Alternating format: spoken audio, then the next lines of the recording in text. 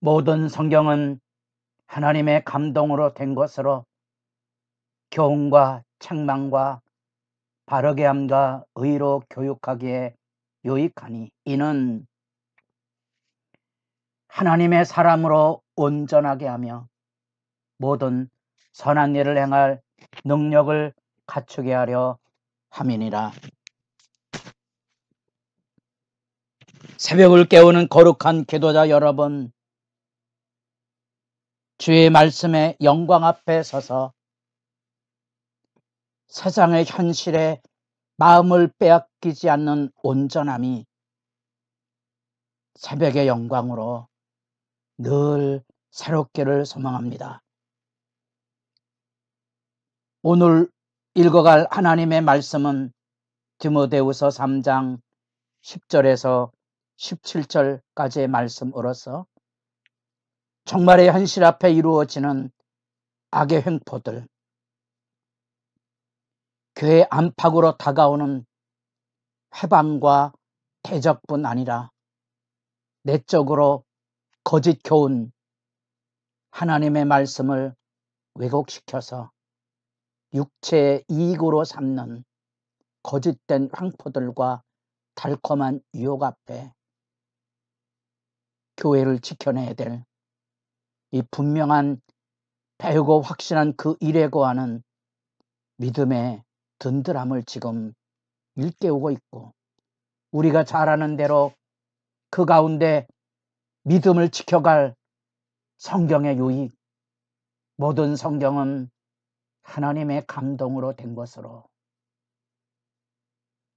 하나님이 주시는 생명의 역사, 죄악으로 인하여 잃어버렸던 인간에게 주어진 육체의 생명 그 너머에 살아있는 하나님의 생명, 그 하나님의 생명이 하나님의 말씀 앞에 살아나게 하는데, 그것이 바로 우리로 교훈과 책망과 바르게 함과 의로 교육하기에 유익함으로 나타나는데,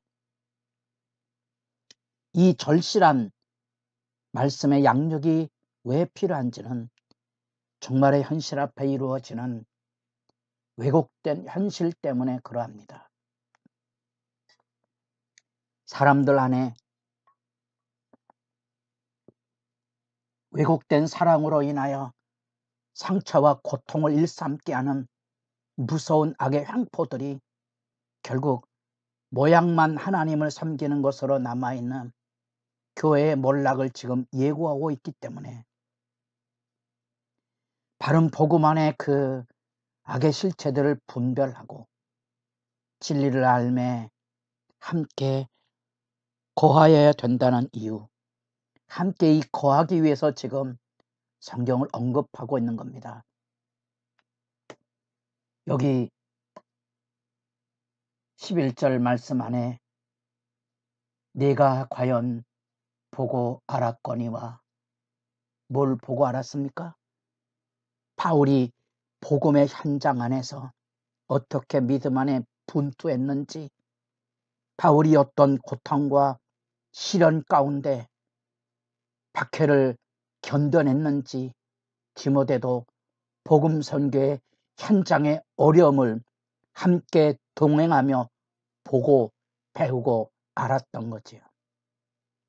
그래서 동일한 부름으로 디모데를 깨우고 있고,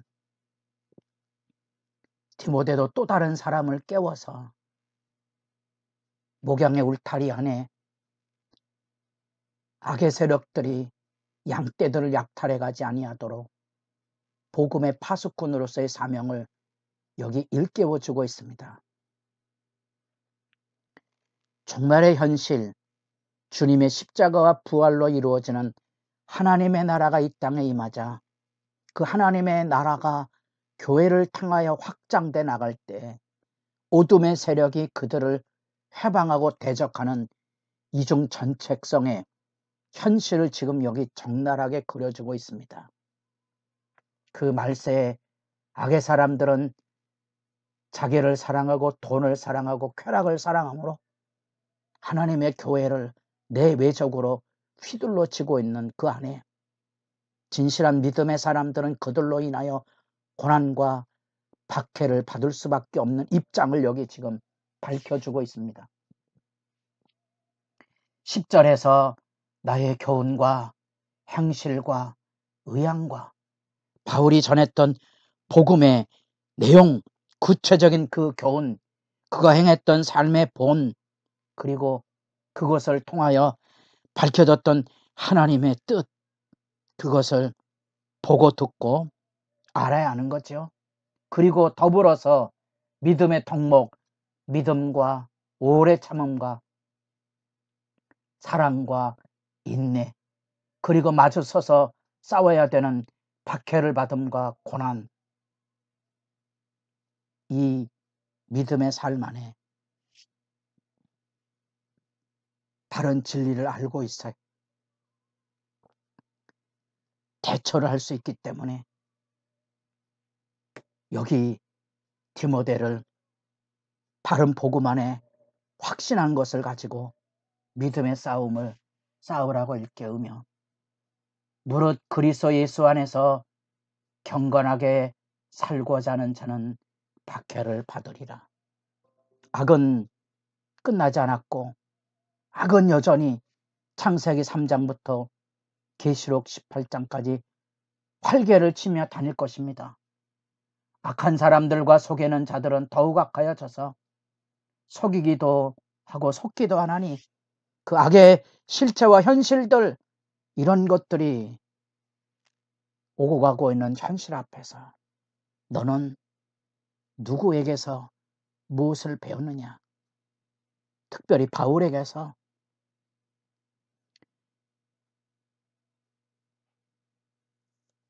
외조모로부터 어머니에게 이르는 로이스와 윤에게로 이어지는 신앙의 그 유대 안에 이루어진 연대, 그래서 누구에게서 배웠는지, 무엇에 대해서 배웠느냐, 너는 무엇을 알고 있지?